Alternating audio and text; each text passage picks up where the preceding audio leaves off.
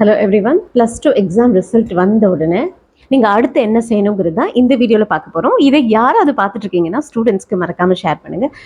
+2 முடிச்சோன்னே என்ன பண்ணணும், நிறைய ஸ்டூடெண்ட்ஸ்க்கு கன்ஃபியூஷன் இருக்கும். அண்ட் சில ஸ்டூடெண்ட்ஸ் வந்து என் ஃப்ரெண்ட்ஸ் எல்லாம் அந்த கோர்ஸ் போகிறாங்க, அதனால் நானும் போய் ஜாயின் பண்ணுறேன். என் ஃப்ரெண்ட் அந்த காலேஜில் ஜாயின் பண்ணுறாங்க, ஓகே நானும் போய் ஜாயின் பண்ணுறேன்.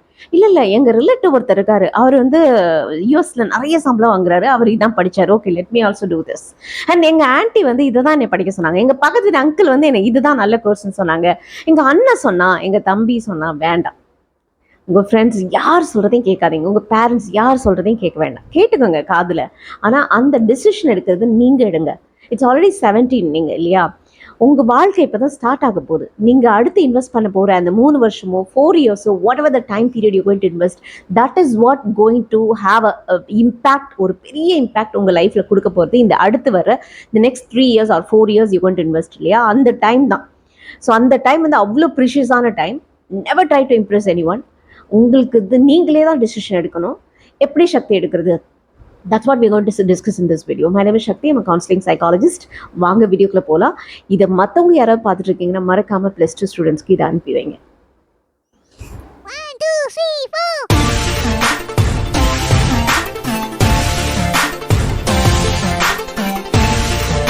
ஃபஸ்ட்டு நீங்கள் பண்ண வேண்டியது உங்கள் பர்சனாலிட்டி டைப் என்னன்னு தெரிஞ்சுக்கணும். ஸோ இப்போ உங்களுக்காக நான் இந்த வீடியோவில் கிளிப்பிங்ஸ் கொடுக்குறேன், என்னென்ன பர்சனாலிட்டி என்னென்ன கோர்சஸ் இருக்கணும். ஃபார் எக்ஸாம்பிள், நீங்கள் ரியலிஸ்டிக் பர்சனாலிட்டி அப்படின்னா நீங்கள் ஹார்ட் ஒர்க் பண்ணுறதுல ரொம்ப இன்ட்ரெஸ்டாக இருப்பீங்க. அப்போ உங்களுக்கு என்னென்ன மாதிரி கரியர் சூஸ் ஆகும் அப்படிங்கிறது தான் இப்போ அடுத்து. ஸோ ஹூஸ் ரியலிஸ்டிக் பர்சனாலிட்டி அப்படின்னு பார்த்தீங்கன்னா, this kind of individual are practical and hands on problem சால்வர்னு சொல்லலாம். who enjoy working with the tools, machinery and physical materials. இவங்களோட கரியர் ஆப்ஷன் எப்படி இருக்கும்னா, like carpenter, electrician, automotive technician or plumber or construction workers, farmers, இந்த மாதிரி ஒர்க்ஸ்லாம் வந்து இவங்களுக்கு ரொம்ப பிடிச்சி செய்வாங்க. வெட்னரி சயின்ஸ், அக்ரிகல்ச்சர், இந்த மாதிரி படிப்பு கூட இவங்களுக்கு சூட்டபிளாக இருக்கும். அடுத்து நம்ம பார்க்க போகிறது ஆர்டிஸ்டிக் பர்சனாலிட்டி. ஆர்டிஸ்டிக் பர்சனாலிட்டினா ரொம்ப ஒரு க்ரியேட்டிவிட்டி இருக்கும். இவங்க எப்பவுமே அவங்கள ஒரிஜினல் நினைப்பாங்க. அவங்க யாரையும் பார்த்து காப்பி அடிக்கக்கூடாது, எதையும் நம்ம காப்பி பண்ணவே கூடாது, எல்லாமே நான் புதுசாக நானே கண்டுபிடிக்கணும் அப்படிங்கிற ஒரு க்ரியேட்டிவிட்டி இவங்களுக்குள்ளே இருக்கும். ஸோ அந்த க்ரியேட்டிவிட்டிக்கு ஃபியூல் பண்ணுற மாதிரி கரியர்ஸ் தான் இவங்களுக்கு சூட்டபிளாக இருக்கும். சப்போஸ் உங்கள் குழந்தை ரொம்ப க்ரியேட்டிவாக இருக்காங்க, ரொம்ப எக்ஸ்ப்ரெசிவாக இருக்காங்க அப்படின்னா அவங்க மேபி ஆர்டிஸ்டிக் பர்சனாலிட்டியாக இருக்கலாம். அப்படி இருந்தாங்க அப்படின்னா இந்த மாதிரி கரியரை அவங்களுக்கு எடுக்க ஹெல்ப் பண்ணுங்க. ஒன்று கிராஃபிக் டிசைனர், அப்படி இல்லைன்னா ஃபோட்டோகிராஃபர், இல்லை ஆக்டர், ஆக்ட்ரஸ், இல்லை fashion designer, musician or any job for that matter. கொஞ்சமாவது க்ரியேட்டிவிட்டி எக்ஸ்பிரஸ் பண்ணுற மாதிரி இருக்கிற ஒர்க்லாம் இந்த குழந்தைங்களுக்கு ரொம்ப இன்ட்ரெஸ்டிங்காக இருக்கும். அவ்வளோ என்ஜாய் பண்ணி ஒர்க் பண்ணுவாங்க. ஸோ உங்கள் குழந்தைகிட்ட ஆர்டிஸ்டிக் பர்சனாலிட்டி. சப்போஸ் நீங்கள் கன்வென்ஷனல் பர்சனாலிட்டியாக இருக்கீங்க அப்படின்னா ரொம்ப டீட்டெயில் ஓரியன்டாக இருப்பீங்க. அது என்னன்னு பார்க்கலாம். சப்போஸ் உங்கள் குழந்தை எல்லாத்தையும் பர்ஃபெக்டாக ஆர்கனைஸ் பண்ணி வைக்கணும்னு நினைக்குது அப்படின்னா உங்கள் குழந்தை மேபி கன்வென்ஷனல் ட்ரைட் பர்சனாலிட்டியாக இருக்க சான்சஸ் இருக்குது. இவங்க வந்து டீட்டெயில் ஓரியன்டாக இருப்பாங்க. தில் பி லைக் ரொம்ப ஆர்கனைஸ்ட் அண்ட் ஒரு ஸ்ட்ரக்சர்ட் என்விரான்மெண்ட்டுக்குள்ளே ஒர்க் பண்ண ஆசைப்படுவாங்க. They excel at managing data and process. So இவங்களுக்கு என்ன கரியர் ஆப்ஷன் கரெக்டாக இருக்குன்னா, accountant, administrative assistant, financial analyst and project manager, complaints officer, இந்த மாதிரி ஜாப்லாம் வந்து இவங்களுக்கு ரொம்ப தி லவ் டு ஒர்க்.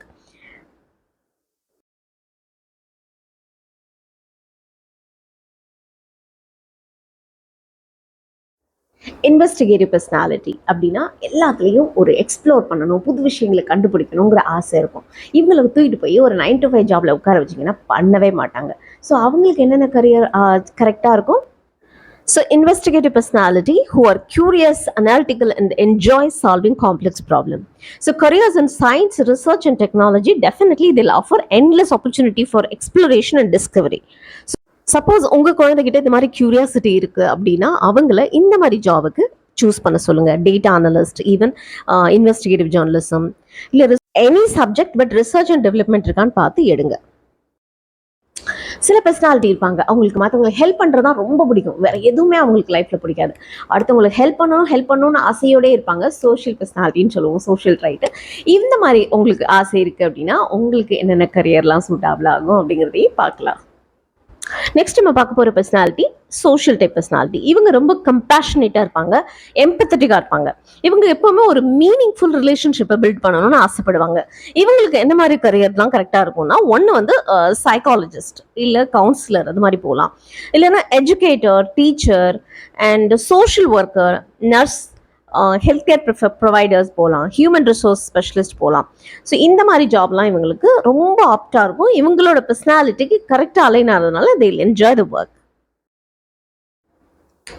இது வந்து ரொம்ப இம்பார்ட்டன்ட் என்டர்பிரைசிங் பர்சனாலிட்டி. அப்படின்னா இவங்களுக்குள்ள ஒரு பவர், ஒரு மணி, அந்த ஒரு இன்ஃப்ளூயன்ஸ் இதெல்லாம் பண்ணணும்னு ஆசைப்படுவாங்க. இதெல்லாம் இல்லைன்னா அவங்களால வாழவே முடியாது, ரொம்ப சஃபகேஷனாக ஃபீல் பண்ணுவாங்க. இப்போ சில பேர் பார்த்தீங்கன்னா அதை அக்கம்ப்ளிஷ் பண்ண முடியலன்னா அவ்வளோ ஒரு ஃபீல் பண்ணுவாங்க. சில பேர் இந்த எக்ஸ்ட்ரீம் கண்டிஷன் சூசைட் வரைக்கும்லாம் போவாங்க. ஸோ அந்த மாதிரி ஒரு பர்சனாலிட்டி இவங்க என்டர்பிரைசிங் பர்சனாலிட்டின்னு சொல்லுவோம். நான் வந்து ஒரு இடத்துல போனேன்னா நான் தான் அங்கே வந்து பெரிய ஆளாக இருக்கணும் அப்படிங்கிற ஒரு லீடர்ஷிப் ஸ்கில் இவங்க பர்சனாலிட்டி ட்ரைட்லேயே இருக்கும். ஸோ இவங்களுக்கு மணி, பவர், இவங்களுக்கு இன்ஃப்ளூயன்ஸ் இருந்துகிட்டே இருக்கணும். அப்படி இல்லைன்னா இவங்களால மூச்சு விட முடியாது.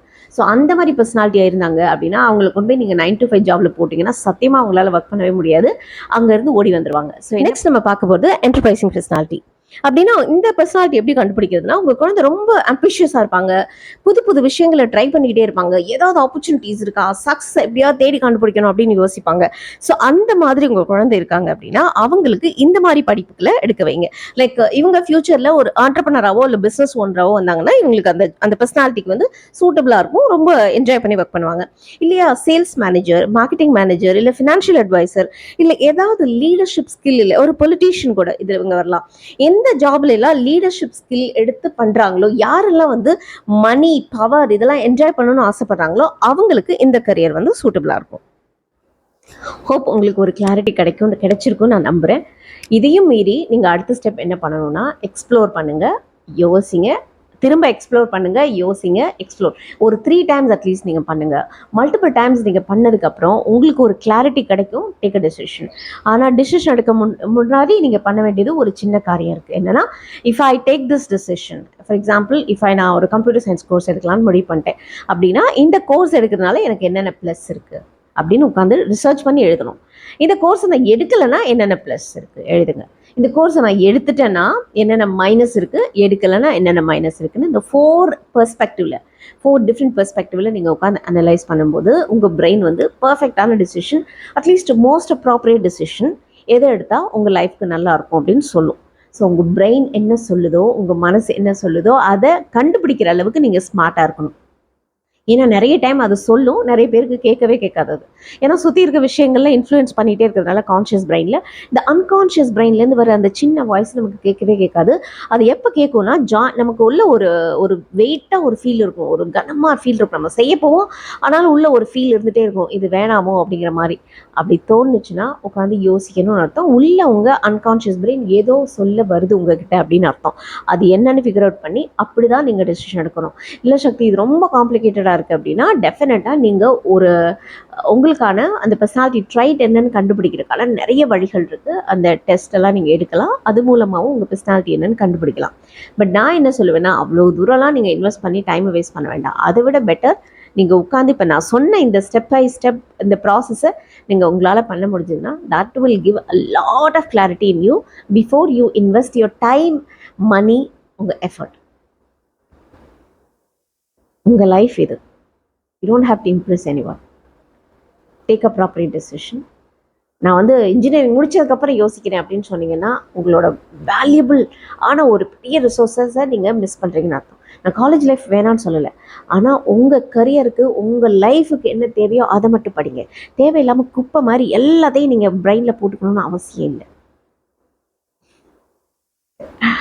With that note, this is Shakti signing off. Bye-bye. Take care.